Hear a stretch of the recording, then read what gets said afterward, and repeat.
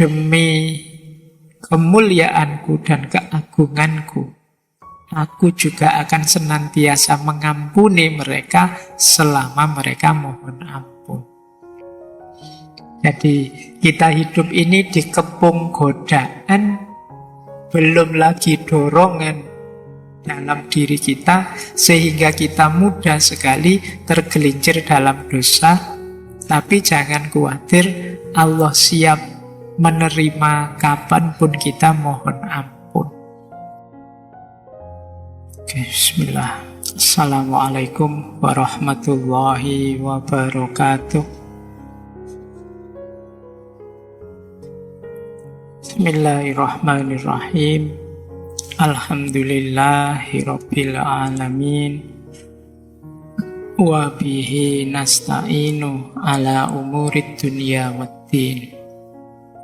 Allahumma sholli wa sallim wa barik ala habibina wa syafi'ina sayyidina wa maulana Muhammadin wa ala alihi wa ashabihi wa man tabi'ahum bi ihsanin ila yaumiddin. Amma ba'du. Bismillah. Baik, kita mulai ya. Tema pertama kita akan membahas tentang taubat. Jadi ini tema yang mungkin populer khususnya di dunia akhlak, di dunia tasawuf. Karena kalau teman-teman belajar tasawuf, termasuk belajar ilmu torekot, hampir semua suluk yang ada di torekot itu diawali dari makom taubat. Rasanya kita sudah ngerti taubat itu apa, tapi apa benar sudah ngerti? Nah, malam hari ini kita belajar itulah. Bismillah. Jangan lupa fokusnya ke materinya ya. Jangan fokus ke saya. Nek fokus ke saya nanti khawatirnya dianggapnya saya sudah ahli taubat. Dosoko ya sih oke. Nanti kita belajar bareng-bareng malam hari ini. Saya akan mengambil dari berbagai referensi tentang apa itu taubat. Ya tentu saja versinya ngaji filsafatnya. Jadi lebih banyak pengayaan materinya. Oke, bismillah, saya awali dari definisi kata-katanya. Ya tentu saja taubat dari bahasa Arab. Nanti kalau pakai bahasa Inggris, repentance, penyesalan, mungkin kalau dalam bahasa Indonesia. Tapi pasnya kata taubat itu sebenarnya artinya kembali. Roja'a. Yang dimaksud tentu saja kembali pada Allah, menghentikan perbuatan dosa maksiat yang kita jalankan. Jadi secara bahasa artinya rujuk. Kembali. Jadi nanti habis ngaji kok terus pulang itu bisa pakai kata-kata saya tobat Pak. Saya ngaji 2 jam tobat, saya sekarang tobat, bisa artinya pulang, rujuk. Ya ini bentuknya masdar, taba yatubu taubatan. Nah nanti menarik, ada istilah yang satu rumpun dengan kata-kata taubat ini, yaitu kata inabah dan aubah. Ini secara, kalau bahasa kampusnya ya, secara paradigmatik kata taubat, inabah, dan aubah itu satu rumpun.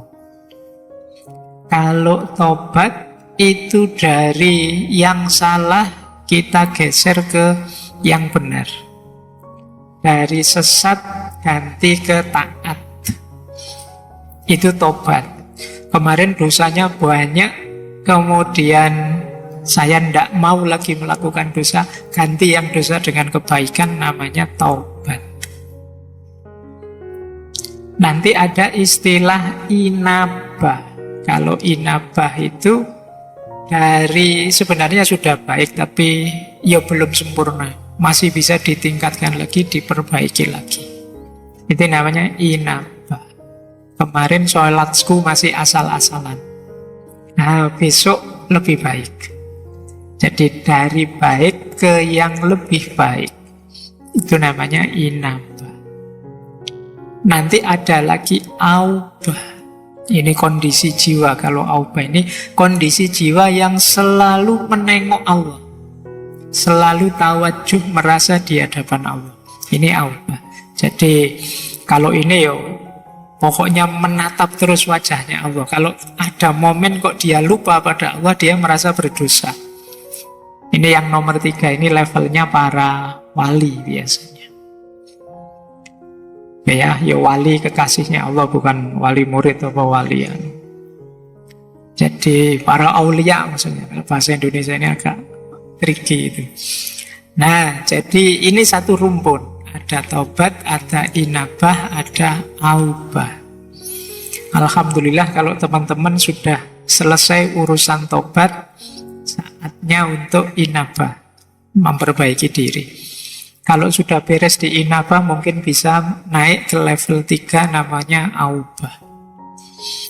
Nah ini, cuma saya tidak yakin sudah beres urusan tobatnya. Dusone sih oke, wong kalau buka HP kadang-kadang ngelirik-ngelirik yang tidak harus dilirik. Nah, ayo ya, bismillah kita latihan. Memang manusia tidak ada murni, tidak ada salahnya. Kita itu tempatnya salah dan khilaf.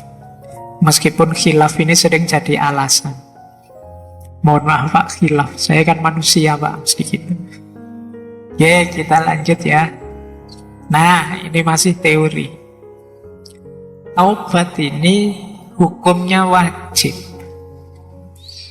Jadi kalau teman-teman nanti menjelajah ke banyak kitab karya para ulama, pasti di situ ketemu kalau ada yang tanya hukumnya tobat wajib. Tidak boleh orang itu sadar bahwa dia penuh dosa tapi terus santai saja. Wajib.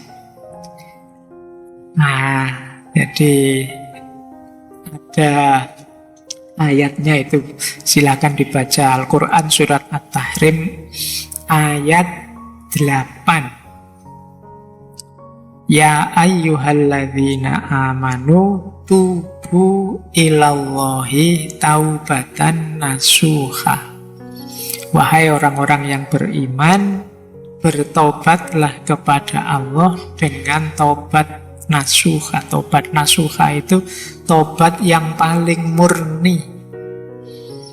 Nanti para ulama definisinya macam-macam. Itu saya ambilkan beberapa definisi dari para ulama. Taubat nasuha itu apa sih? Berarti nanti ada taubat yang tidak murni. Ada berbagai motif taubat yang tidak nasuha. Yang nasuha itu apa? Yang kata Al-Kalbi, taubat nasuha itu hatinya menyesal, lidahnya mohon ampun, berhenti dari dosa, dan niat tidak akan mengulang lagi. Jadi lengkap. Hatinya tobat, mulutnya tobat, pekerjaan dosanya dihentikan, dan janji tidak akan mengulang lagi.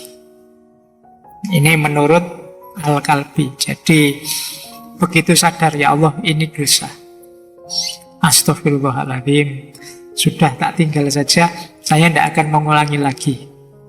Nah, tapi mantap, tidak ragu-ragu, jangan-jangan besok saya gitu lagi ya. Saya tidak percaya dengan diriku sendiri. Itu berarti belum mantep. Manteplah nawa itu, pokoknya saya tidak akan mengulang lagi ke sana.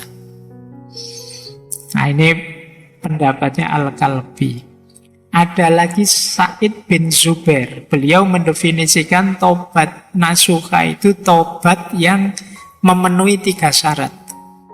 Taubat sambil takut, taubat sambil berharap, dan memulai hidup baru dalam ketaatan.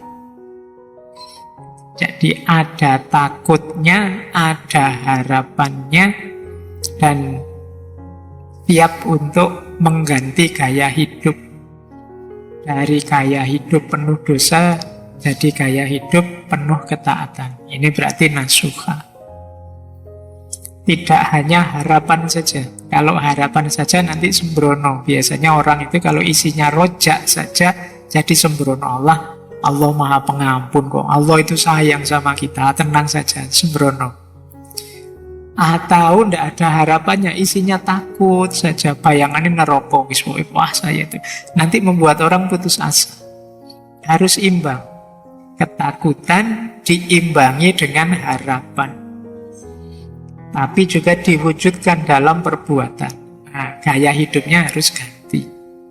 Jadi tidak ada ceritanya, katanya kamu sudah tobat kok kembali lagi ke sini. Ayo besok tak tobat lagi lah gampang. Nah, itu berarti tidak serius tobatnya. Jadi tobat itu ya memang ganti gaya hidup. Yang ketiga ada definisi dari Sa'id bin Musayyab. Tobat nasuha itu menasehati diri karena salah dan dirinya patuh dinasehati. Ini menarik definisinya. Menasehati diri sendiri. Dan manut. Kadang-kadang kita itu kan ngomong ke diri kita sendiri, dibantah-bantah sendiri. Yang bikin doamu tidak kabul, yang bikin cita-citamu tidak wujud, yang bikin keinginanmu tidak terlaksana, itu seringkali karena kamu sendiri yang bantah. Semoga saya bisa segera lulus dengan nilai terbaik. Tapi apa ya mungkin ya, nilaiku bisa terbaik itu wong ya kelakuanku kayak gini, kamu sendiri yang bantah. Semoga setelah ini aku tidak buang-buang waktu sia-sia dengan main HP terus. Tapi terus kamu bantah sendiri, kuat tidak ya kira-kira? Ya tidak kuat, kamu sendiri sudah bantah dirimu sendiri. Jadi kalau di awal sudah macet ya tidak mungkin jalan sudah. Makanya Allah itu sebenarnya menegaskan ana inda dzonni abdi. Aku terserah persangkaan hambaku pada. Jadi kalau kita merasa apa sih yang Allah tidak mampu, pasti Allah kalau menghendaki saya lulus dengan nilai terbaik ya bisa. Meskipun teman-teman nilainya sudah bagus-bagus yang sudah lulus selama ini, tapi kalau Allah menghendaki ya sopo ngerti tiba-tiba nilaiku perfect misalnya. Ya siapa tahu kalau Allah menghendaki. Nah ini definisinya Syekh Sa'id bin Musayyab. Kalau Ibnu Katsir mendefinisikan taubat nasuha itu taubat yang sepenuh hati sehingga jiwanya jadi murni, keburukannya terhapus. Nah ini definisi-definisi taubat nasuha. Jangan dihafalkan, tidak ada ujiannya. Jalankan saja sekuasa untuk bertobat ini. Saatnya mungkin mumpung ada momen akhir tahun, ayo melatihan tobat yang benar. Nah, kita agak berpikir sekarang, kenapa sih seperti saya bilang tadi, tobat ini dipentingkan. Kalau bahasa anak-anak hari ini mungkin viralkan oleh para sufi, para ulama, di-mainstreamkan. Karena memang ini sangat penting, berkaitan dengan situasi, kondisi, hakikat hidup kita. Apa hakikat hidup manusia yang menuntut dia concern, perhatian dengan tobat? Yang pertama adalah kita ini punya kecenderungan khoto' wan nisyan. Jadi manusia itu punya fitrah bisa salah, bisa khilaf. Atau lebih ekstrimnya mudah salah, mudah khilaf. Dan itu tidak perlu saya suruh ngaku, kamu sudah ngerti sendiri bahwa manusia itu mudah salah, mudah khilaf. Jangankan yang tidak sengaja, yang kamu sengaja itu loh banyak. Dan kamu nyaman-nyaman saja. Apalagi dosa yang sendirian tidak ketahuan orang. Waduh, kok lupa tadi belum sholat maghrib? Tidak apa-apa, tidak ada yang tahu. Kalau sama Allah tinggal tobat saja. Jadi kecenderungan jiwa banyak begitu. Manusia itu makhluk khoto' wan nisyan. Oke, ini ciri pertama. Kenapa kemudian orang fokus untuk bertobat? Sadarilah tidak ada manusia yang bersih. Maka manusia itu tidak pantas, tidak kompatibel kalau dia sombong. Ya ibaratnya komputer itu kalau diisi program sombong itu tidak cocok. Dia akan crash. Saya yakin kalian juga tidak akan kerasan kalau dekat dengan orang yang sombong. Kenapa? Kesombongan tidak kompatibel dengan manusia. Karena manusia itu makhluk khotok wan nisyan. Orang yang gampang salah, gampang keliru, kok sombong, tidak pantas. Kayak tidak punya dosa saja kan gitu. Setiap orang pasti punya salah, punya dosa. Makanya kalau teman-teman kok tiba-tiba sampai pada momen harus konflik dengan orang, mungkin terdorong untuk maki-maki orang, menyalah-nyalahkan orang, menyesat-nyesatkan orang, ayo kembali dulu pada diri kita. Memangnya aku tidak pernah salah? Memangnya aku tidak pernah keliru? Tidak pernah khilaf? Fitrah kita itu ya antara lain khotok wan nisyan. Ada sisi itunya, maka taubat penting. Makanya istighfar itu setiap hari, setiap habis sholat disunahkan. Berarti dosa kita itu hitungannya tidak harian, mungkin jam-jaman. Jangan-jangan menitan, jangan-jangan detikan.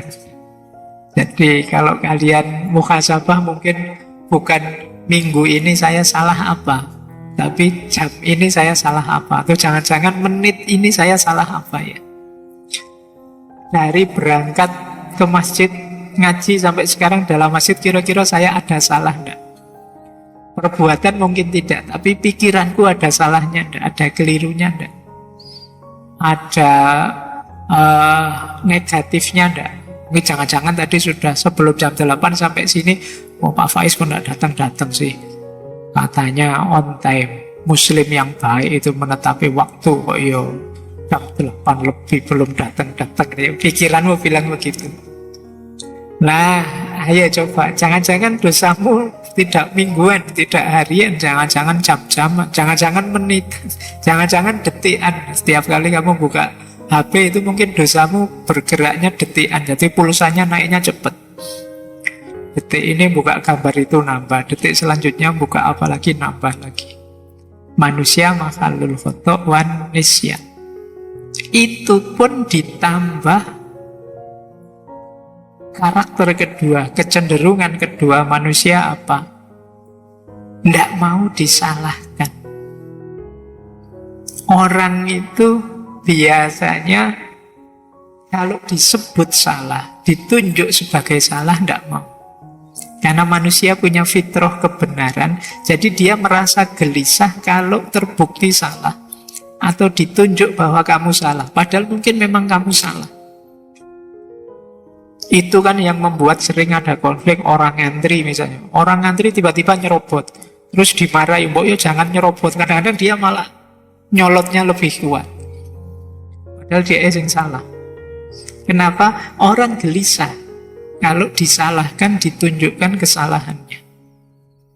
Jadi manusia itu tidak mau disalah-salahkan. Makanya kalau kalian ingin jadi orang bijaksana, kalau menasihati orang, menunjukkan salahnya orang, lebih baik di situasi diam-diam yang tidak ketahuan orang.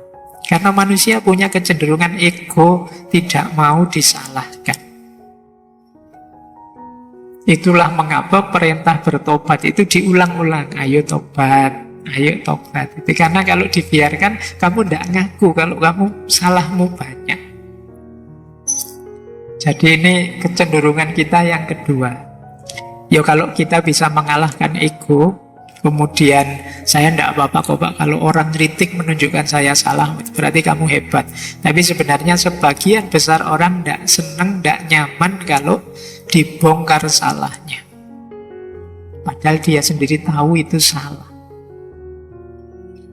Sampai kadang mencari, kalau kayak minggu lalu, defense mechanism. Wah, kamu kok nonton video-video kayak gitu, terus alah ngapain sih ngurusin hal kecil kayak gini, Yang dosa lebih besar banyak itu yang korupsi itu yang kamu malah lari kemana-mana. Karena tidak ingin yang salah itu kamu. Biar orang lain saja yang salah. Nah ini kecenderungan kita. Kadang-kadang karena saking tidak bisa mengelaknya, terus kamu lempar kesalahan nyari kambing hitam ke yang lain. Saya dosa kayak gini ya jangan salahkan saya.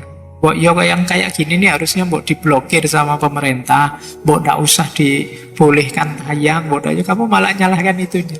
Padahal yang nafsu kamu. Nah, ini ciri kedua. Maka perintah tobat itu diulang-ulang terus.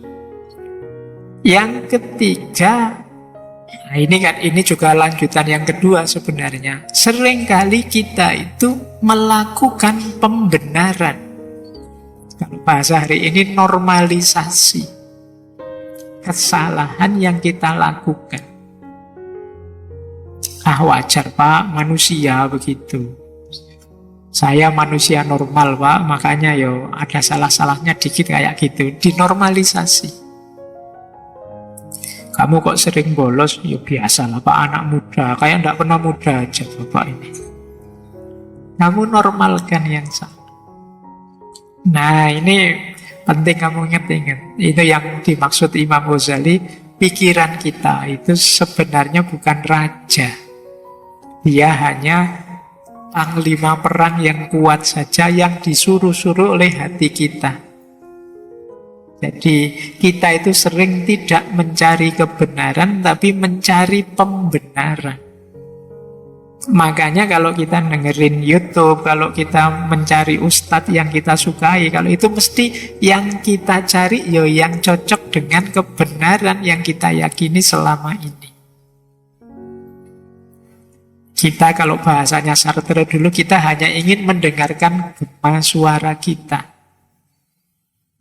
Itu mengapa di ngaji filsafat ini saya lari ke barat, lari ke timur, ke Jawa, usut tak puter-puter kemana-mana, biar kamu luas.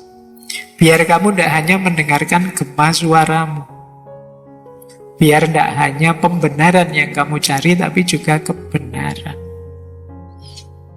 Karena cirinya manusia memang selalu mencari pembenaran. Nah, kalau kamu sadar, kalau salah ya salah, jangan memberi pembenaran, kan berarti kamu terbuka untuk bertobat. Ya ternyata saya memang kemarin keliru, saya memang salah. Dan ini tidak gampang pada manusia. Mungkin mulutmu tiap hari istighfar, tapi istighfarmu kan tidak mantap, tidak sepenuh hati.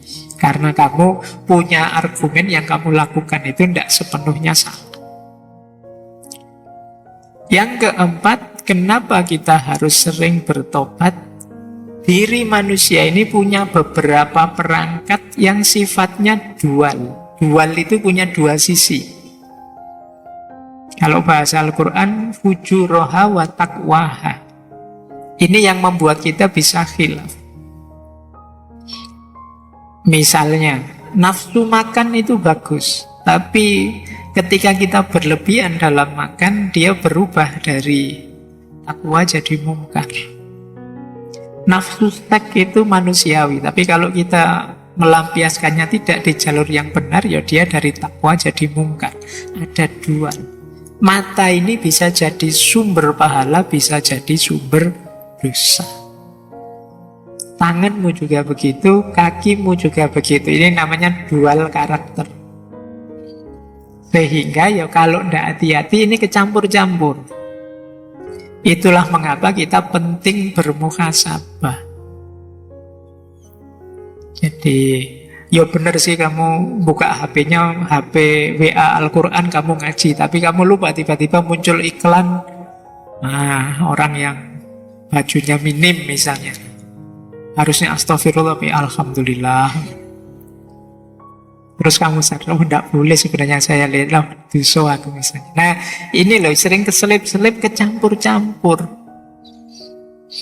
Kenapa? Karena karakter perangkatmu yang diberikan oleh Allah, ya memang ini jalanmu untuk bisa menikmati hidup di dunia ini. Kalau tidak hati-hati, bisa menggelincirkanmu. Disitulah gunanya kamu sadar harus siap sedia untuk selalu bertobat. Nah, Terus yang kelima, yang terakhir ini godaan. Sekeliling kita itu banyak sekali godaan. Jadi kalau pakai istilahnya bulan lalu ya, jadi segala yang kita temui itu sebenarnya nantang kita. Mau kamu apakan?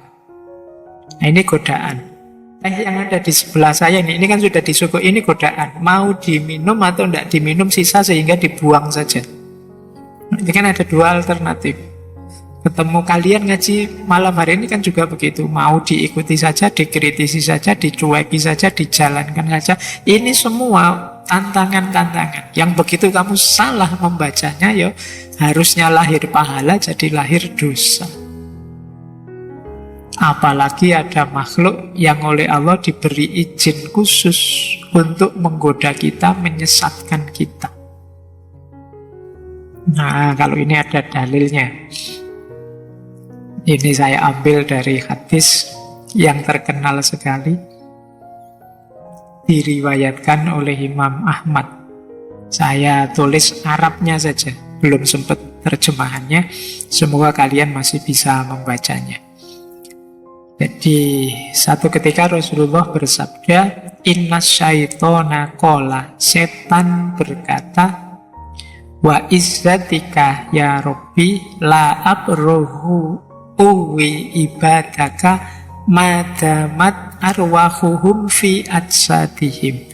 Jadi ini setan berkata di depan Allah, demi kemuliaanmu wahai Tuhan, aku tidak akan berhenti menipu manusia, hamba-hambamu, selama ruh masih ada di jasad mereka. Jadi selama kita masih hidup, ya setan akan selalu menggoda. Tapi terus Allah membalas, wa izzati wa jalali la azalu aghfiru lahum mastaghfaruni. Demi kemuliaanku dan keagunganku, aku juga akan senantiasa mengampuni mereka selama mereka mohon ampun. Jadi kita hidup ini dikepung godaan, belum lagi dorongan dalam diri kita, sehingga kita mudah sekali tergelincir dalam dosa. Tapi jangan khawatir, Allah siap menerima kapanpun kita mohon ampun.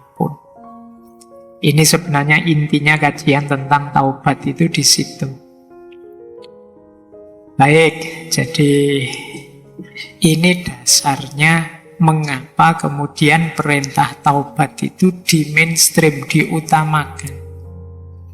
Karena kita tidak bisa kemana-mana kalau masih kotor jiwa kita, diri kita dikepung, terisi oleh kekeruhan dosa. Makanya orang-orang sufi itu punya rumus takholli, tahalli, dan tajalli. Takholli itu mengosongkan diri, membersihkan diri. Karena sebelum diri kita bersih, dia tidak akan bisa tahalli. Tahalli itu diisi dengan kebaikan. Kenapa tidak bisa diisi dengan kebaikan? Karena diri kita masih kotor. Sering saya ilustrasikan, wadahnya kotor. Kalau wadahnya kotor, diisi yang bersih pun, yang bersih kan jadi kotor. Kalau gelasnya mengandung racun, kemudian diisi air susu, yang terjadi kan susu yang terkontaminasi racun. Bukan racun yang jadi susu. Jadi membahayakan kita. Itulah mengapa kadang-kadang kan sering saya ceritakan itu, ilmu itu baik, tapi kalau masuk dalam jiwa yang kotor, yang masih banyak dosa, banyak maksiat, bisa saja kehilangan kebaikannya. Jiwa yang penuh kebencian misalnya, kemasukan ilmu, ya ilmu itu akan dipakai jalan bagi dia untuk menjatuhkan yang dia benci. Ilmu dipakai jadi jalan untuk meruntuhkan orang yang dia dek. Jadi ilmu yang harusnya menebar manfaat, maslahat, berbalik jadi jalan merusak. Nah, ini logikanya. Maka langkah awal yang penting memang takholli, pembersihan diri, taubat. Kalau diri masih belum bersih, masih sulit kalian mengambil manfaat-manfaat dari keutamaan-keutamaan hidup. Baik, saya lanjutkan. Nah, sekarang kita belajar dari Imam Ghazali dalam Ihya. Kata Imam Ghazali, obat itu melibatkan 3 variabel. Yang pertama ilmu, yang kedua hal, yang ketiga amal. Ilmu itu ya pengetahuan kita tentang mana yang dosa, mana yang tidak, mana yang maksiat, mana yang tidak, mana yang diperbolehkan, mana yang tidak, mana yang menghalangi, menjauhkan kita dari Allah, mana yang tidak. Ini ilmu. Banyak orang dosa tapi tidak tahu karena ilmunya kurang. Maka variabel tobat yang paling awal itu ilmu. Semakin luas ilmumu, semakin paham tentang tata perilaku, ya kamu akan semakin ngerti mana boleh, mana tidak boleh. Kalau sudah tahu, sudah masuk level ilmu, baru kemudian akhwal atau hal, kondisi jiwa. Kondisi jiwa yang bagaimana yang mendukung taubat, yang jadi variabelnya taubat, yaitu kondisi jiwa yang menyesal. Jadi menyesal itu ya, rasanya kok kecewa sekali saya kemarin melakukan itu namanya menyesal. Mungkin teman-teman pernah melakukan dosa tapi kangen. Tahu itu dosa tapi kok tidak menyesal ya Pak, pengen sebenarnya kayak gitu lagi. Tapi kok ya tidak boleh ya. Nah, ini namanya halnya masih belum. Ilmunya kamu sudah tahu bahwa itu tidak boleh, tapi jiwamu masih belum cocok. Masih ingin mengulang yang lama, yang sekarang sudah berlalu. Saya tahu itu tidak boleh Pak, tapi kok ya terkenang-kenang ya Pak. Tidak ada menyesalnya. Nah, berarti memang kondisi jiwamu belum siap untuk tobat. Ayo diatur biar tahu kemudian sadar sehingga menyesal.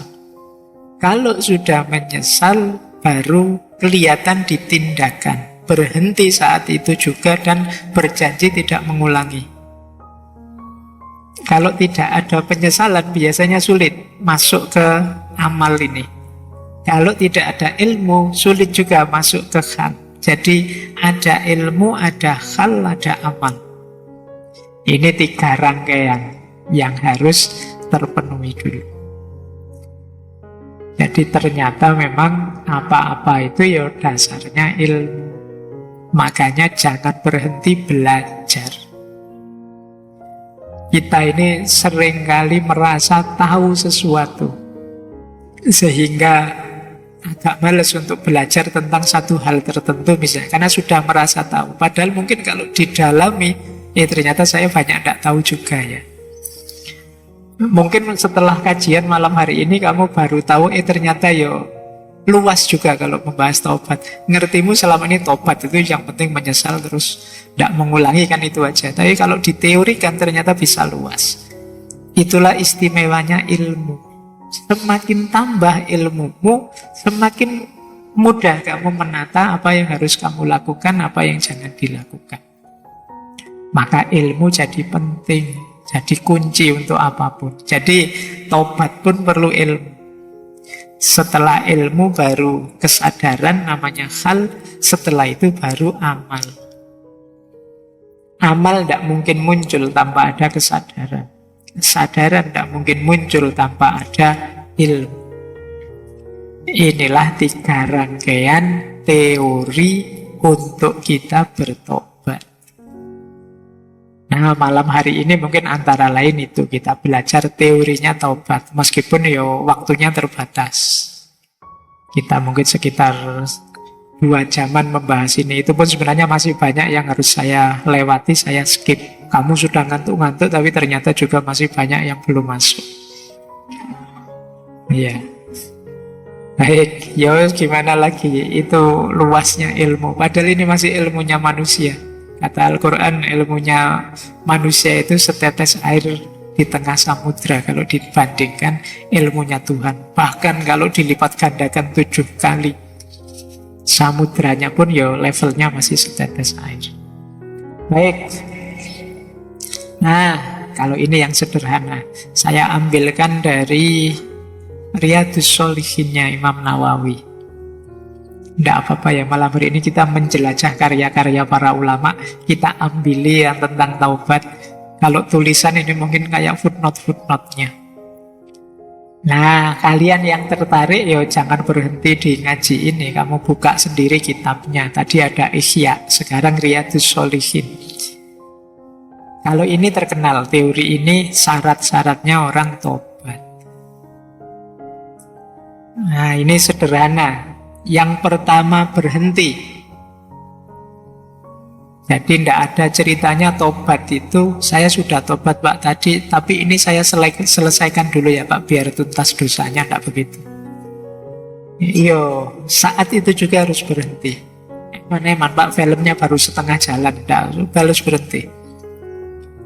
Nah, terus menyesal.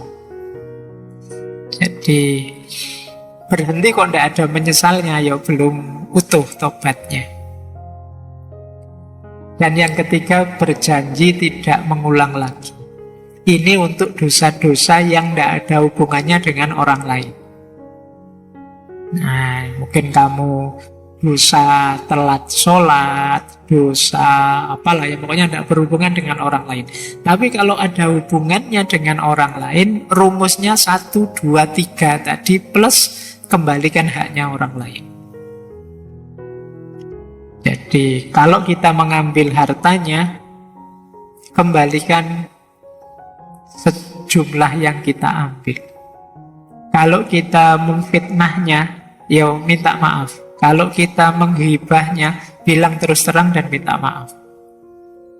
Nanti ada rumus selanjutnya sebenarnya. Pak, saya ngambil haknya orang, tapi orangnya sudah tidak ada, atau saya sulit menjangkaunya Pak. Itu dulu zaman saya kecil, punya tetangga jualan, terus saya ngambil apanya gitu. Ada enggak yang di sini begitu? Lagi belanja apa, iseng ada permen nganggur, ya tak ambil. Misalnya, itu zaman saya kecil loh Pak, zaman itu. Nah, saya mau bayar permen ini, orangnya sudah meninggal, tidak ada, keluarganya juga semua tidak ada, atau jauh, itu orangnya sudah pindah ke luar negeri sana Pak. Mungkin tanggamu bule atau apa ya. Nah, saya bayarnya gimana? Versi ini ya, kamu berikan ke Baitul Mal.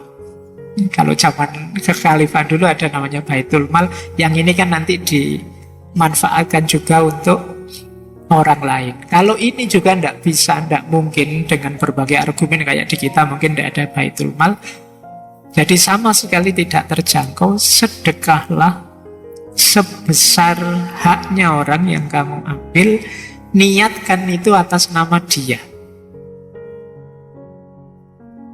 Jadi Pak, karena waktu kecil itu saya ngambil permennya tetangga saya, ya sedekahlah seharga permen itu. Dengan kurs hari ini ya, jangan kurs zaman dulu. Kurs zaman dulu dolar 2000, nanti kamu sedekah permen 25 rupiah itu bisa. Jadi seharga permen itu atas nama dia, sambil mendoakan dia. Kata Imam Nawawi, Allah tahu apa yang ada di hatimu, kesungguhanmu untuk membayar haknya. Tapi kalau terjangkau ya kamu berikan langsung, minta maafnya. Jadi dosa itu kalau menyangkut haknya orang lain lebih rumit, lebih berat. Makanya hati-hati. Jangan sampai terbawa, jangan sampai terikut haknya orang lain. Sekecil apapun. Meskipun tidak sengaja, apalagi sengaja. Karena proses menetralkannya lebih rumit. Kalau sama Allah sih mungkin lebih mudah, karena Allah Maha Pengampun, Maha Penyayang. Kalau sama orang lain agak berat. Jadi kalian ingat-ingat ya, kemarin waktu WA, waktu Twitteran, Instagraman, pernah tidak kamu komen menyakiti orang? Setelah ini kamu DM dia minta maaf. Khawatirnya kamu lupa dengan apa yang kamu lakukan yang menyakiti orang, mengambil haknya orang, memfitnah orang, menggibah orang, dan lain sebagainya. Jadi ini lebih berat menetralkannya.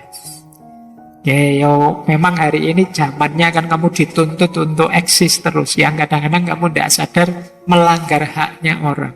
Meskipun itu sekedar hak kehormatannya atau hak privasinya. Yang tidak harusnya kamu obral misalnya. Itu pun kamu harus minta halalnya ke dia. Jangan lupa, Al-Quran punya rumus, فَمَنْ يَعْمَلْ مِثْقَالَ ذَرَّةٍ خَيْرًا يَرَهُ وَمَنْ يَعْمَلْ مِثْقَالَ ذَرَّةٍ شَرًّا يَرَهُ. Jadi kebaikanmu atau keburukanmu sekecil apapun akan engkau nikmati, akan kau lihat hasilnya. Jadi sebelum ada efek buruk dari perbuatan buruk terjadi, ayo dinetralkan dengan tobat ini. Ya yang terjangkau, ya dijangkau, yang tidak terjangkau dicari gantinya. Seperti sedekah tadi. Baik, saya lanjutkan. Jadi ini syarat-syaratnya tobat. Nah, kita belajar lagi nyari footnote yang lain, nyari wawasan lain. Saya bawakan 2 pendapat tentang jenisnya taubat. Yang pertama dari Sultanul Aulia Syekh Abdul Qadir Al-Jilani. Yang kedua dari Syekh Ibnu Athaillah As-Sakandari yang menulis kitab Hikam. Kalau menurut Syekh Abdul Qadir Jilani, tobat itu ada 3 jenis yang sifatnya level. Ada tobatnya orang awam, ada tobatnya khawas, ada tobatnya khawasul khawas. Tobatnya orang awam itu tentu saja dari dosa, dari maksiat. Berarti dia masih sibuk dengan maksiat dan dosanya. Nah, ini level kita. Alhamdulillah kalau kita sudah ada di level ini. Meskipun ini level paling rendah kan namanya sudah level taubat. Banyak orang yang masih ragu-ragu.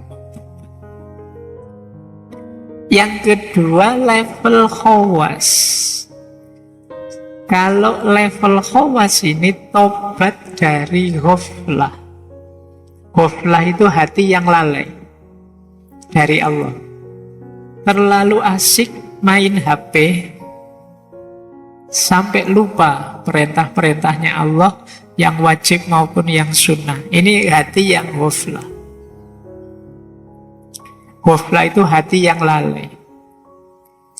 Nah, untuk di yang kedua ini ini sebenarnya level lebih tinggi daripada awam. Kalau orang-orang ini sebenarnya tidak lagi sibuk dengan dosa dan maksiat. Fokusnya sudah pada hidup yang fokus pada Allah saja, tapi kadang-kadang masih lupa, masih lalai.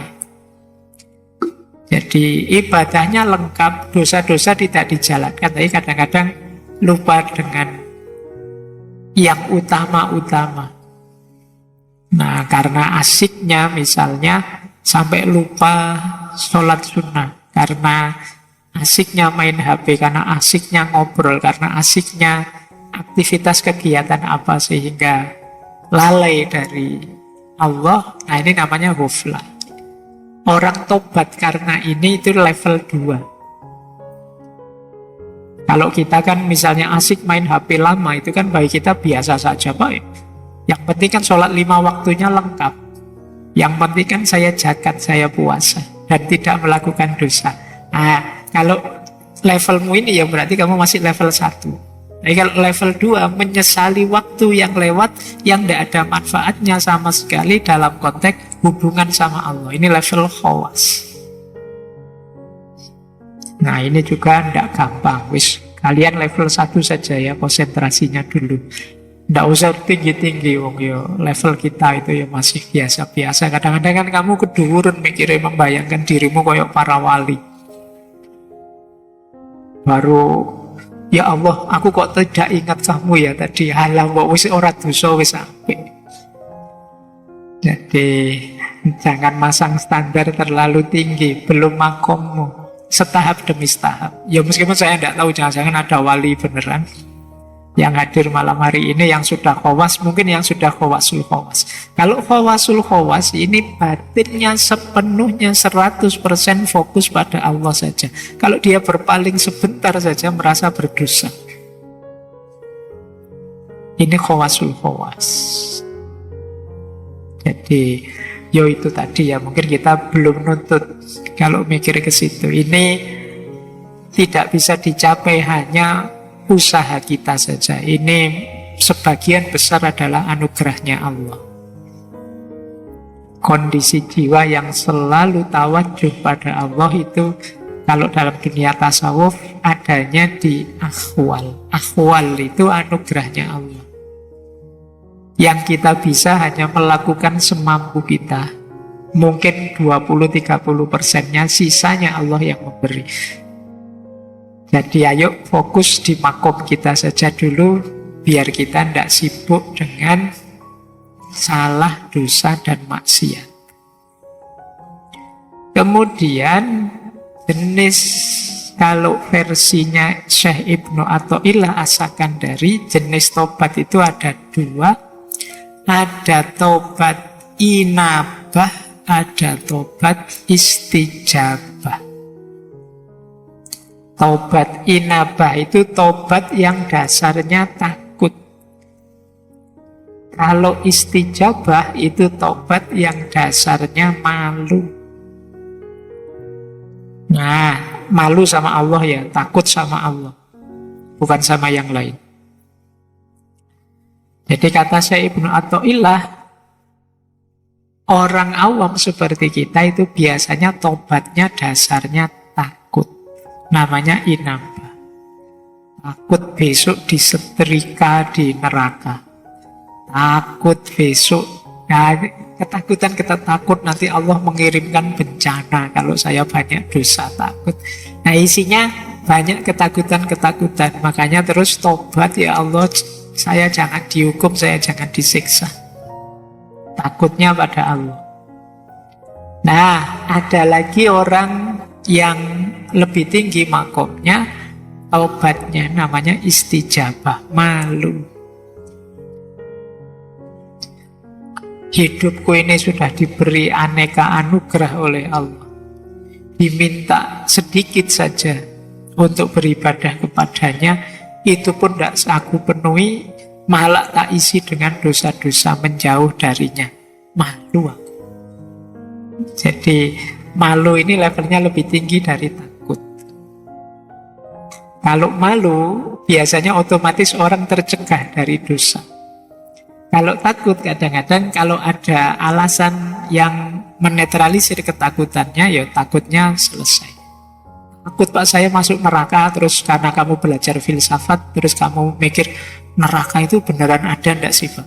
Neraka, terus kamu mikir-mikir sendiri, kamu cari alasan-alasan sendiri, enggak perlulah takut neraka, Allah itu maha penyayang, tambah kumat nanti dosamu. Nah, ini dasarnya takut. Tapi kalau malu enggak? Malu itu membuat orang tercegah.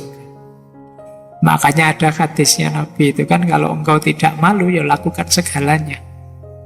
Yang bisa ngerem kita itu malu. Jadi, maka yo kalau level kita sudah tinggi, nanti kita tidak melakukan dosa itu karena malu sama Allah. Ini kalau dalam tasawuf, orang yang makomnya sudah muraqabah. Orang yang punya kesadaran dilihat Allah terus. Ini levelnya muraqabah. Jadi ada tobat inabah, ada tobat istijabah. Ada level awam, ada level khawas, ada level khawasul khawas. Baik, kita lanjutkan ya. Saya tidak tahu kamu kerasan apa tidak tema kayak gini. Jangan-jangan kamu sudah panas ini. Kalau ketemu tema-tema suruh tobat, suruh waduh Pak ini tobat saya Pak. Terus, nah ini menarik. Saya ambil dari Syekh Abdul Qadir Jailani, dari kitab beliau Hunyah. Al-Hunyah li Thalibil Haqqi Azza wa Jalla. Indikator kalau kita tobat diterima atau tidak. Nah ini Syekh Abdul Qadir Jailani punya teori menarik. Kita kan tidak tahu tobat kita diterima atau tidak, tapi kelihatan dari implikasinya dalam diri kita. Saya yakin teman-teman yang rajin wirid, zikir itu tiap hari tobat lewat istighfar kita. Tapi coba dicek, kalau pakai teorinya Syekh Abdul Qadir Jailani ini, indikator istighfarmu, tobatmu diterima apa? Yang pertama, lisan kita terkendali dari yang tidak manfaat, ghibah, mencela, dusta. Zamannya beliau mungkin belum ada medsos, jadi tak tambahi lisan dan jempol kita terkendali. Jadi kita sangat hati-hati kalau ingin bicara atau kalau ingin posting sesuatu yang bersinggungan dengan orang lain. Kita ngomong yang manfaat-manfaat atau yang ghibah-ghibah atau yang mencela atau yang dusta.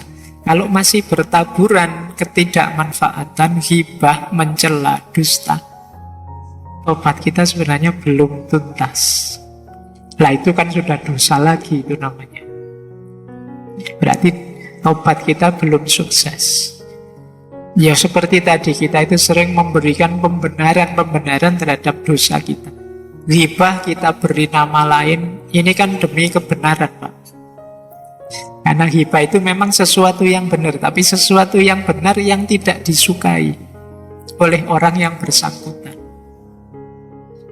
Nah terus kita sebarkan kemana-mana, ini namanya ghibah. Ini penghalang kita dari Allah.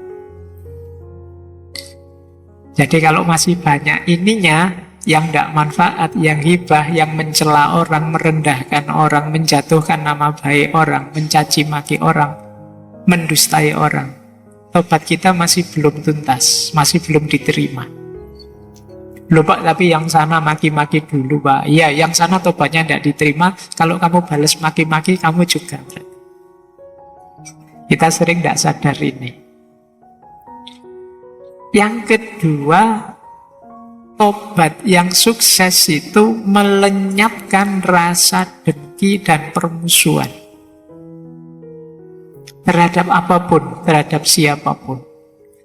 Orang yang bertobat itu batinnya bersih.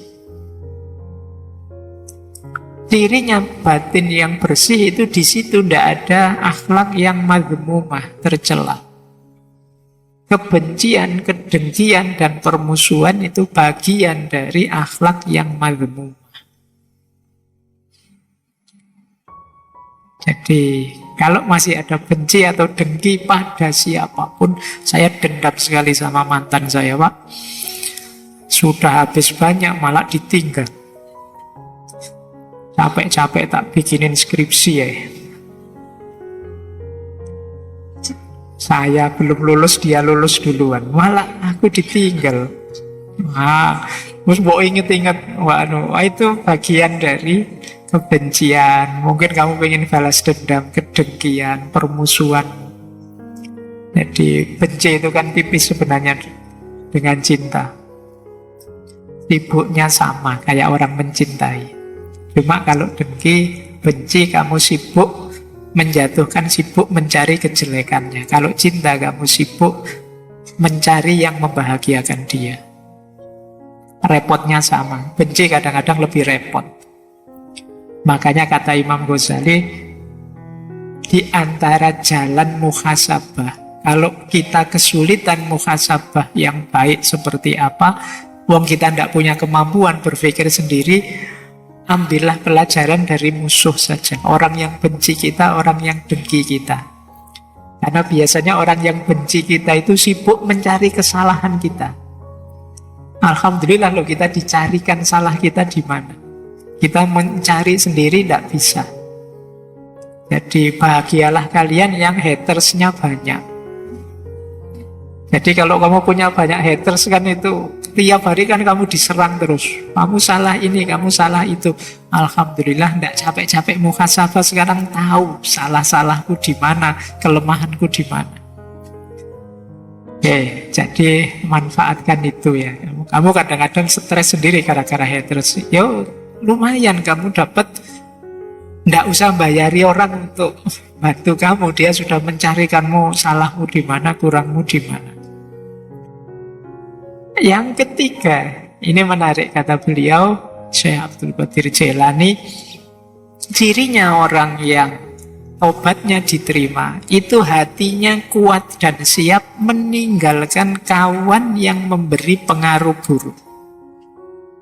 Ini kalau diterjemahkan pakai bahasanya anak-anak hari ini, bisa menjauh dari toxic people. Jadi kalau ada teman kok toksik, ditinggal saja. Nah, ketika kita tidak bisa meninggalkan teman-teman yang toksik, yang memberi pengaruh buruk ini, ya berarti memang tobat kita tidak akan tuntas. Ya kita kena pengaruh buruk terus, ya kita rusak terus. Jadi hindarilah orang-orang tipe ini. Meskipun terlanjur, Pak, teman dekat ya Pak, teman. Ya teman ya tetap teman, kan tidak harus tiap hari nyampur. Tidak harus deket tiap hari. Jadi belajarlah LDR-an meskipun hanya dengan teman. Apalagi teman yang toksik. Jadi yang merusak saja, yang menyulitkanmu saja. Karena ya kalau temanmu sangat berpengaruh padamu sementara pengaruhnya negatif, ya sulit kamu menuntaskan aktivitas tobat. Yang keempat, indikator tobatmu diterima itu rasanya kamu belum siap mati terus. Maksudnya apa? Kamu merasa kurang terus. Wah, ini masih belum imbang, amalku masih belum banyak, dosaku masih lebih besar. Jadi mati rasanya kok belum siap terus. Bukan belum siap mati karena saya belum kawin ya Pak, saya belum, bukan itu. Belum siap matinya karena merasa amalku belum cukup, kebaikanku masih kalah banyak dengan keburukanku, dengan dosaku. Nah ini berarti kalau kita masih merasa begitu, indikator bahwa tobat kita sudah mulai beres, sudah mulai sungguh-sungguh, belum siap mati, menyesal terus, ingin mohon ampun terus. Nah, jadi ini 4 indikator diterimanya taubat menurut Syekh Abdul Qadir Jailani dalam kitab Bunyah. Nah ini coba dicek ya, nanti introspeksi dalam diri kita. Apa dalam diri kita masih ada output yang sifatnya tidak manfaat, merusak, menyakiti orang, dusta pada orang. Kemudian masih ada tidak dalam diri kita rasa dengki, rasa permusuhan, rasa dendam pada siapapun. Kemudian circle kita masih circle yang positif enggak? Atau jangan-jangan isinya orang toksik semua? Atau jangan-jangan kita lah si toksik itu? Lebih parah lagi. Jadi kalau besok kok tiba-tiba temanmu menghindar semua, jangan-jangan yang toksik itu aku. Obatmu harus lebih serius berarti. Nah yang keempat, ayo coba dikalkulasi, kamu siap enggak kalau saat ini juga kamu dipanggil oleh Allah? Apa dosamu sudah bersih? Apa amalmu sudah imbang? Mengimbangi dosa dan maksiat. Baik, kita lanjutkan. Nah, ini dari Imam Ghazali sebenarnya. Saya terjemahkan pakai bahasa yang lebih populer. Jangan menunda-nunda tobat. Bahaya. Bahaya yang pertama apa? Hatimu nanti keras. Kerasnya hati itu maksudnya ya dosa tapi tidak ada rasanya. Tidak ada rasanya itu maksudnya ya santai saja kamu. Hatimu keras.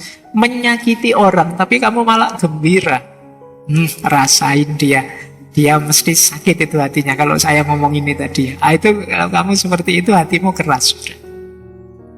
Mas mbok ya tobat. Nanti dulu Pak, nunggu dia hancur dulu baru saya tobat. Ya kalau hatimu terlanjur keras, menjinakkannya susah, melembutkannya kembali susah.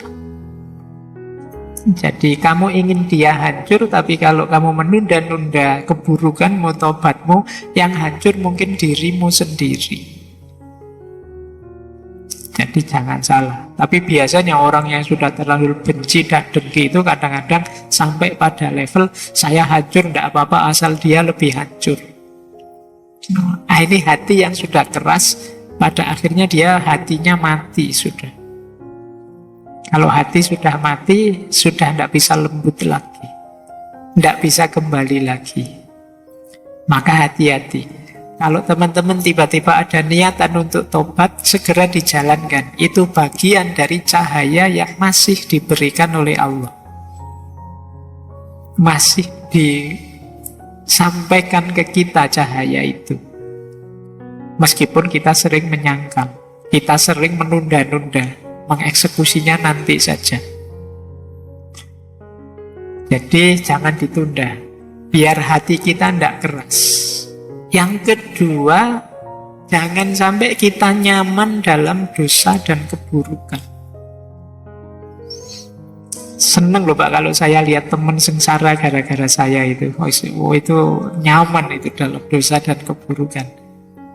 Saya bohongi orang, wah dia kena itu, wah saya ngeprank orang. Sopo di sini yang suka ngeprank. Temanku sengsara gara-gara prank itu dan aku gembira. Itu hati-hati kalau diulang-ulang terus, mengeraskan hati, membuat kamu nyaman, tambah sengsara temenmu, tambah seneng kamu. Berarti pranknya sukses. Nah itu kan logika hari ini kan begitu. Itu hati-hati, bukan masalah Pak ini cuma bergurau kok Pak dia juga tahu akhirnya ini bergurau. Bukan itu. Hati-hati dengan jiwamu, hatimu. Jangan sampai kamu sampai pada titik menyusahkan orang lain dan kamu merasa nyaman dan gembira dengan itu. Kamu anggap dia yang sengsara, yang kamu prank, jangan-jangan nanti finalnya justru kamu sendiri yang defisit banyak. Dengan kerasnya hatimu, nyamannya jiwamu dalam keburukan. Jadi kalian harus ngerti nanti ya sampai di titik mana batas jiwamu bisa menolerir itu. Karena kalau tidak, kamu sendiri yang rusak. Sampai nanti yang ketiga itu istilahnya apa? Lenyap dalam dirimu sense of guilty, rasa bersalah. Orang itu kalau sudah lenyap rasa bersalahnya, selesai dia jadi manusia. Manusia di antara sisi kemanusiaannya adalah tidak masalah orang itu bisa salah, tapi jangan sampai dia kehilangan rasa bersalah. Kalau sense of guilty-nya hilang, kamu bisa jadi psikopat. Dosa tapi senang, dosa tapi bangga. Nah, ini berarti kamu kehilangan sense of guilty.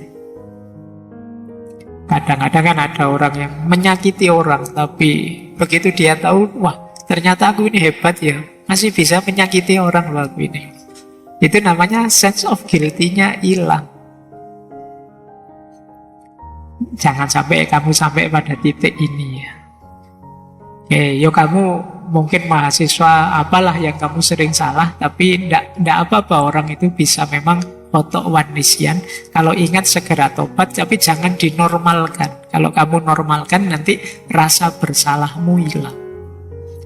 Mungkin karena kepepet kamu nyontek misalnya pas ujian, ndak apa-apa sih kalau ndak ketahuan ya. Kalau ketahuan ya urusannya kamu dihukum. Tapi tetap kamu pegangi dalam dirimu bahwa sebenarnya aku tidak boleh seperti ini. Ini namanya sense of guilty. Pastikan dia masih hidup. Kalau dia sudah mati, kemanusiaanmu nanti juga akan mati. Nah, yang terakhir, kalau kamu menunda-nunda tobat, dirimu akan tambah lemah, tambah mudah tergoda. Jadi tambah rentan. Ini kalau bahasa kesehatan mungkin daya imunitasmu semakin rendah menghadapi godaan. Karena malah kamu anggap normal tadi. Jadi ya kayak pandemi ini loh, virus corona itu ya ada jalan keluar cepat sebenarnya. Kamu anggap saja hidup bareng virus itu normal. Selesai sudah pandeminya. Nah, dosa juga begitu. Kalau kamu nganggap, dosa-dosa tidak apa-apa lah Pak, ya sudah selesai. Kamu jadi orang yang hatinya mati tadi. Kehilangan sense of guilty, yang nyaman dalam dosa dan keburukan, daya tahan spiritualmu lemah. Ini bahaya untuk sisi dimensi kemanusiaan kita. Baik, saya lanjutkan. Nah, ada teori menarik beberapa. Saya ambil dari kitabnya Imam Ghazali, Minhajul Abidin. Saya akan agak cepat ya, karena materinya ternyata masih banyak. Ini hal-hal yang tidak bisa disebut tobat. Nah, ini teori ya. Yang pertama, seperti yang saya bilang tadi, kamu ragu-ragu, masih maju mundur. Jangan-jangan besok saya melakukan lagi. Mas, tobat beneran? Nggak tahu ya Pak. Mungkin besok bisa begini lagi saya itu. Ini tidak termasuk tobat. Jadi tobat itu ya mantep hatinya meninggalkan dosa. Sudah. Untuk saat ini mungkin saya mampu Pak meninggalkan ini. Tapi untuk besok-besok saya tidak yakin Pak. Hidup ini dinamis. Ya sudah, berarti kamu belum tobat. Masih membuka diri besok mungkin melakukan itu. Kuatkan saja tekad bahwa saya akan berjuang untuk tidak mengulang lagi, titik.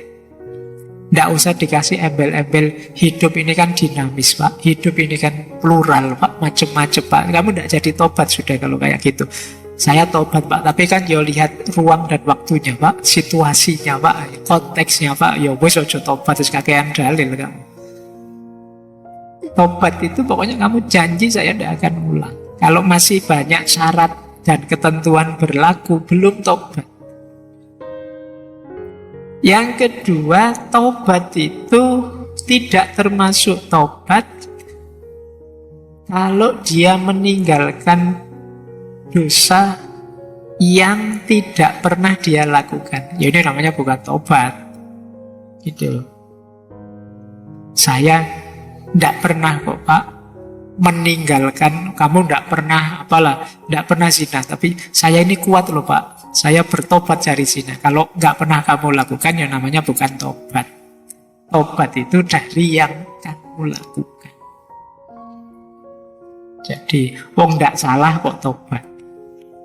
Nah ini kata Imam Ghazali. Wah, itu kan kayak Indonesia itu sepak bolanya hebat loh. Brasil, Italia tidak pernah mengalahkan Indonesia. Ya memang tidak pernah tanding, ya tidak bisa kalah. Nanti kamu, wah Spanyol sudah tersingkir, mana lagi tersingkir.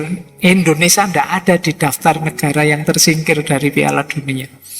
Memang tidak lolos, ya tidak mungkin tersingkir. Tidak pernah ikut lomba, ya tidak ada kalahnya. Jadi yang nomor 2 ini bukan tobat. Ada lagi yang ketiga, ini juga bukan tobat. Meninggalkan dosa tapi karena terpaksa oleh situasi. Ini juga bukan tobat. Misalnya zaman mudanya, wah dia tukang zina ini, ganti pasangan berapa saja. Sudah tua dia tobat. Kenapa? Sudah tidak kuat ngapa-ngapain sekarang. Jadi dia tidak begitu lagi. Oh, itu namanya bukan tobat, ya memang tidak kuat. Alhamdulillah Pak, saya sekarang tidak nyontek lagi. Oh bagus, ya memang saya sekarang sudah di DO, tidak kuliah sudah. Ya mesti aja tidak nyontek lagi, wong sudah tidak kuliah. Nah ini juga namanya bukan tobat. Wong kamu sudah tidak ada di arena itu lagi, jadi tidak mengulang bukan karena tobat, dipaksa oleh situasi. Mungkin nanti daftar kuliah lagi ya kumat lagi nyonteknya. Kakek-kakek tadi kalau diberi obat kuat mungkin ya kumat lagi. Jadi yang ini bukan tobat karena terpaksa. Jadi jenis ketiga ini bukan tobat. Yang keempat termasuk bukan tobat, meninggalkan dosa karena takut kepada selain Allah.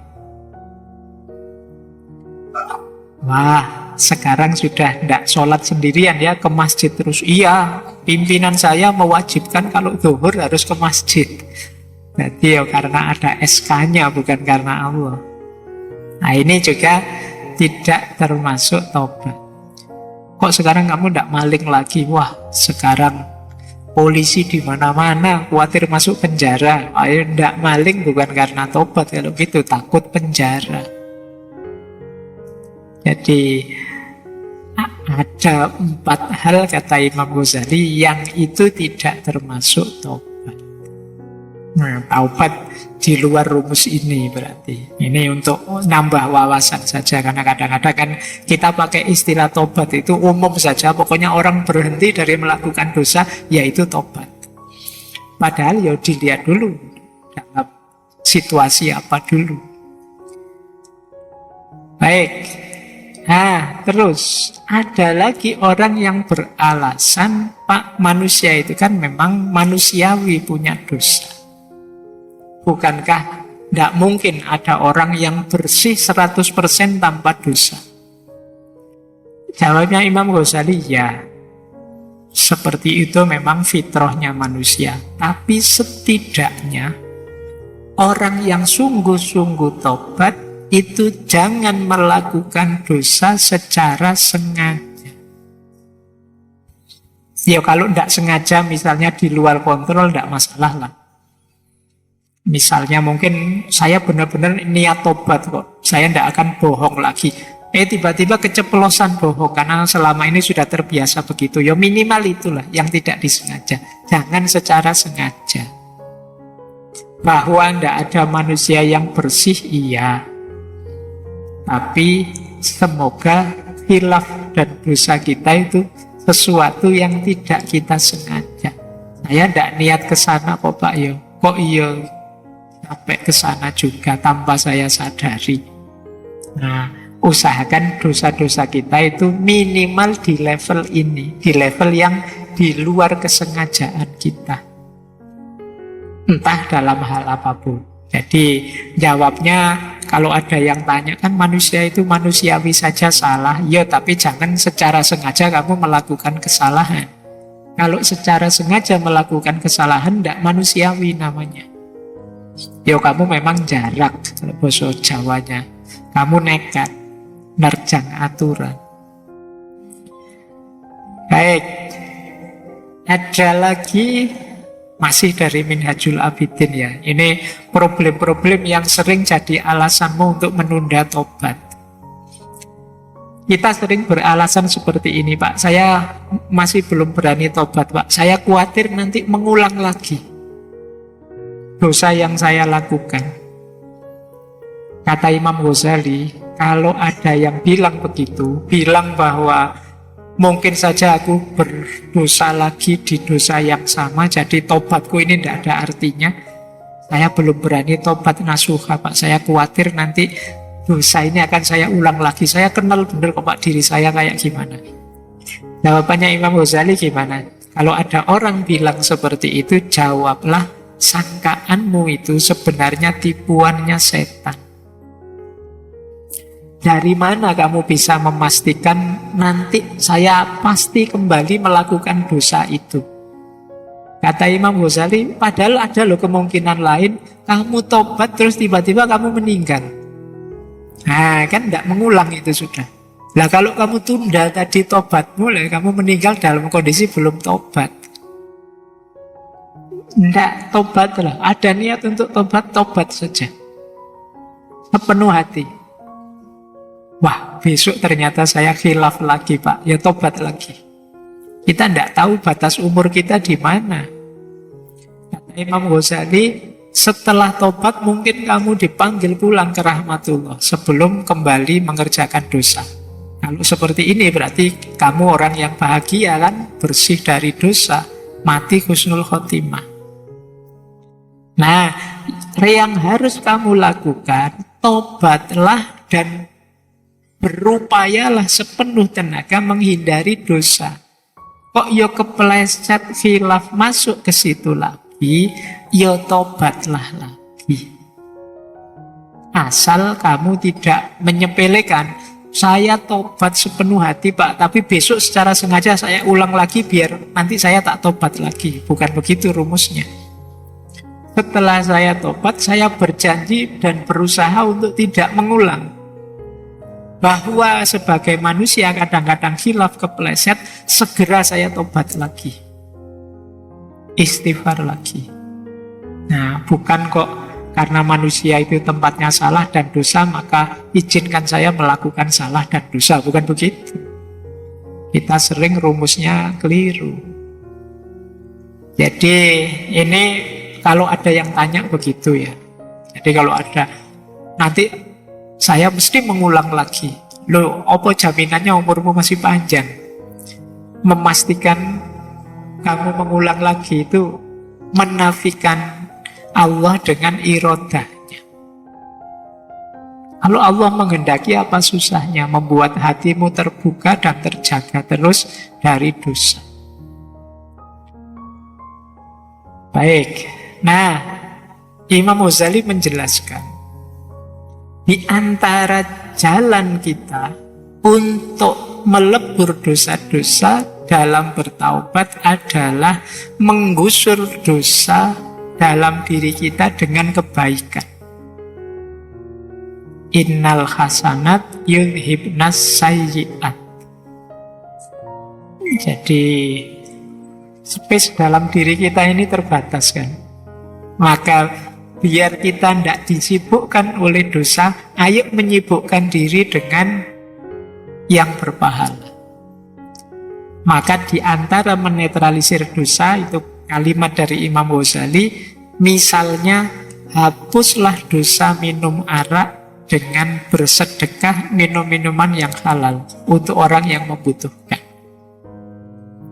Nah, seperti minuman lezat yang disuguhkan pada orang-orang. Tebuslah, mungkin kamu terlalu sering mendengarkan headset, musik-musik, lagu-lagu, sehingga waktumu banyak terpotong oleh itu. Tebuslah dengan, kata Imam Ghazali, mendengarkan banyak bacaan Al-Quran.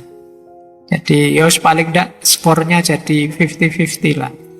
Nah, itu ruang dalam dirimu biar tidak isi yang negatif saja. Kamu dengerin Quran, dengerin majelis zikir, majelis ilmu, dan lain sebagainya. Kok kamu terlanjur makan riba, ya hapuslah dengan memperbanyak sedekah yang halal. Dan seterusnya, kata Imam Ghazali, meskipun menghitung dosa itu tidak pernah tepat, tetapi ini sekedar cara untuk mengimbangi saja. Jadi seperti mengobati penyakit panas dengan obat yang dapat menjadikannya dingin, agar keseimbangan yang diperlukan terwujud. Karena bila kelamnya hati karena dosa memuncak, tidak akan ada yang dapat menghapuskannya selain cahaya yang memancar dari ketaatan. Jadi kebaikan itu cahaya, sementara dosa itu kegelapan. Kegelapan yang ketemu cahaya, hasilnya adalah terang. Di kegelapan itu bukan gelap di yang terang itu. Kalau ada ruangan gelap gulita, cahaya masuk, ruangannya jadi terang, bukan cahayanya jadi gelap. Berarti apa? Kalau dosa itu kegelapan, maka hadirkanlah terang dalam dirimu yang penuh dosa. Hadirkan amal-amal kebaikan, ilmu-ilmu kebaikan yang itu cahayanya Allah, maka yang dosa tadi akan tergusur berubah jadi terang. Ini rumus dari Imam Ghazali. Imam Ghazali kan punya rumus dosa itu seperti titik hitam di kolbu kita. Orang yang banyak dosa itu batinnya, kolbunya itu seperti penuh dengan asap yang pekat, kata Imam Ghazali. Dia perlu cahaya untuk meneranginya. Nah, ini mungkin kalau hadis ya rumusnya innal hasanat yudhibna sayyi'at tadi. Kebaikan akan menyingkirkan keburukan. Baik. Nah, sekarang tentang menyepelekan dosa sehingga kamu tidak kunjung bertobat. Kalau ini saya ambil dari pendapatnya Syekh Yusuf Al-Qaradawi. Perhatikan, kita itu sering sekali menyepelekan dosa. Alah Pak, cuma dosa itu aja, cerewet amat misalnya. Biasa saja lah Pak, wong yo efeknya tidak besar. Hati-hati, kata Syekh Yusuf Al-Qaradawi, dosamu yang kamu anggap kecil-kecil itu bisa menjelma jadi besar. Makanya ada kalimat dalam dunia tasawuf itu, tidak ada dosa kecil yang diremehkan dan tidak ada dosa besar yang ditobati. Dosa kecil yang diremehkan dia akan menjelma jadi besar. Dosa besar yang ditobati, disesali, ya dia akan luntur jadi kecil bahkan hilang. Kapan dosa kecil jadi besar? Yang pertama, kalau diistiqomahkan. Jadi dikekalkan. Alah Pak, lihat video kayak gini, ini kan dosa kecil Pak. Kalau korupsi dosa besar, jadi saya istiqomahkan tiap pagi biar seger lihat. Nah, yaitu lama-lama pasti akan menjelma besar. Karena pengabaianmu terhadap dosa itu menunjukkan ketidaktakutanmu pada Allah. Ya dia dosamu akan menjelma besar. Meremehkan Allah itu kan dosa besar. Yang kedua, menganggap remeh. Alah kayak gini saja kok. Alah wong cuma gini saja kok. Nah, ini kamu anggap remeh. Ketika kamu anggap remeh, yang kecil jadi besar. Meremehkan kesalahan. Yang ketiga, senang mengejarkannya. Enak ya Pak. Nikmat ternyata dosa itu Pak. Ya wis. Jadi kamu menikmatinya. Orang yang menikmati tidak mungkin menyesali. Mungkin dia tahu itu dosa tapi ingin mengulangi. Karena kamu merasakan nikmatnya. Jadi pengaruhi jiwa. Ketika mungkin kamu melakukan dosa, sadarkanlah jiwamu bahwa kenikmatan dari dosa itu palsu. Boleh kamu cari argumennya, silahkan biar tambah mantep, tapi sadarilah bahwa kenikmatan dosa itu kenikmatan yang palsu. Mungkin memang enak, mungkin memang nikmat, tapi kalau ilmumu nambah, nanti akan ketahuan efek merusaknya. Tidak hanya untuk dirimu, mungkin untuk banyak lingkunganmu, mungkin untuk anak cucumu, dan seterusnya. Jadi ini yang ketiga. Kalau kamu merasa nyaman terus, ingin mengulang terus, ya dosa kecil bisa jadi dosa besar. Kemudian dosa kecil bisa besar kalau kita merasa aman dari hukuman Tuhan. Ini nanti akhirnya ya jadi menyepelekan. Allah itu ya Maha Penyayang, Maha Pengasih. Aku kan aliran yang paling diridhoi oleh Allah. Jadi mesti selamatlah aku. Nah, peremehan-peremehan seperti ini membuat dosa yang kecil jadi besar. Ayo ya melatih jiwamu untuk tidak menganggap bahwa Allah mesti mihak aku lah. Aku ini orang dalam. Aku yang punya kuncinya surga. Wong kuncinya surga itu sudah dibagi-bagi pada semua orang, katanya la ilaha illallah itu miftahul jannah. Barang siapa yang akhir hidupnya la ilaha illallah masuk surga. Saya melakukan dosa apa saja ndak apa-apa lah, Pak. Nanti terakhir saya akan bilang la ilaha illallah. Menyepelekan. Jadi, iya, Islam itu ndak berat. Islam itu ndak rumit. Agama itu tujuannya memudahkan, tidak menyulitkan, tapi jangan diremehkan, disepelekan, sehingga kamu nabrak larangannya sambil menyepelekan. Ya seperti tadi rumusnya, bahwa manusia itu memang makhluk khotok wan nisyan, tapi itu bukan alasan engkau sengaja melakukan khotok wan nisyan. Kemudian yang kelima, dosa kecil yang dipamer-pamerkan. Nah, ini juga menunjukkan kamu bangga dengan dosamu. Saya tidak tahu, mungkin anak-anak muda hari ini lah, kadang dia suka pamer aneh-aneh. Baru kali ini tahu rasanya ciu misalnya, whisky misalnya, terus dipamerkan, diposting, dipamer-pamerkan.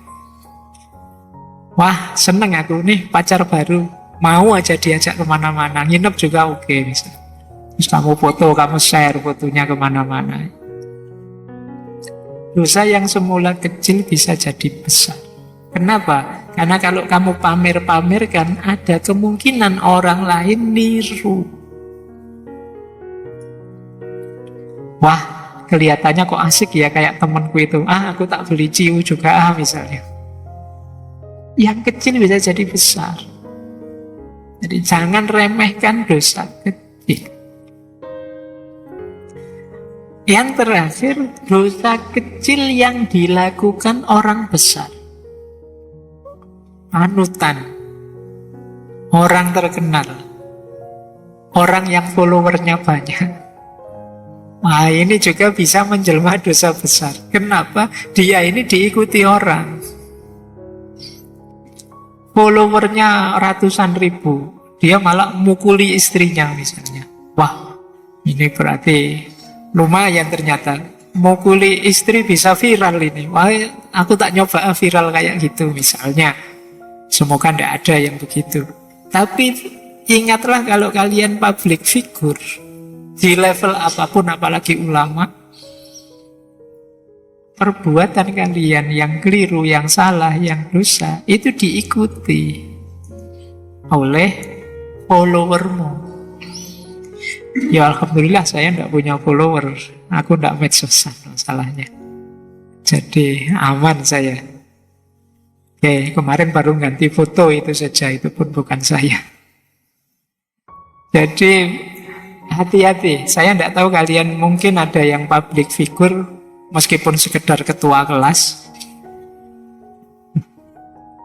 Ya kan, ketua kelas punya power di kelasnya. Lalu hati-hati, dosa yang kecil kalau ditiru teman-temanmu sak kelas jadi dosa besar. Karena akumulatif. Misalnya bikin dosa besar, yuk kita bolos bareng-bareng ya, biar dosennya kapok misalnya. Itu kan kecil sebenarnya, tapi bisa jadi besar. Kamu ditiru temanmu sak kelas. Apalagi kalau kekuasaanmu level desa, level kecamatan, level kabupaten, level negara, level dunia ya. Engkau diikuti orang. Jadi jangan sembrono dengan dosa dan kesalahan. Nah, finalnya ini secara teori. Jadi tobat itu diawali pengetahuan, kemudian dilanjutkan dengan kesadaran untuk berubah, didasarkan pada penyesalan, ditekadi untuk perbaikan. Perbaikan itu berarti berhenti menjalankan, membersihkan diri, dan memperbaiki. Ini rumusnya mirip taholli, tahalli, dan tajalli. Yang terakhir komitmen atau istiqomah. Kalau sudah geser ke arah kebaikan, istiqomahlah, komitmen di situ. Mungkin berat, Karena tidak sesederhana waktu tobat, komitmen atau istiqomah ini biasanya lebih berat. Makanya minggu depan kita bahas dulu istiqomah itu apa. Jadi setelah tobat, saatnya kita istiqomah. Ini sebenarnya ringkasan rumus dasar kalau kita ingin bertobat. Orang yang mau bertobat berarti orang yang sadar diri dan tahu diri. Bahwa kita ini manusia yang banyak khilaf, banyak alpa. Orang yang tidak mau tobat adalah orang yang sombong. Sebagaimana iblis. Iblis itu kan sombong. Merasa lebih tinggi. Merasa dia tidak salah pokoknya. Padahal sudah jelas-jelas salah. Nah ini cirinya orang sombong. Sombong itu syirik kecil. Baik, jadi ini rumus dasarnya tobat.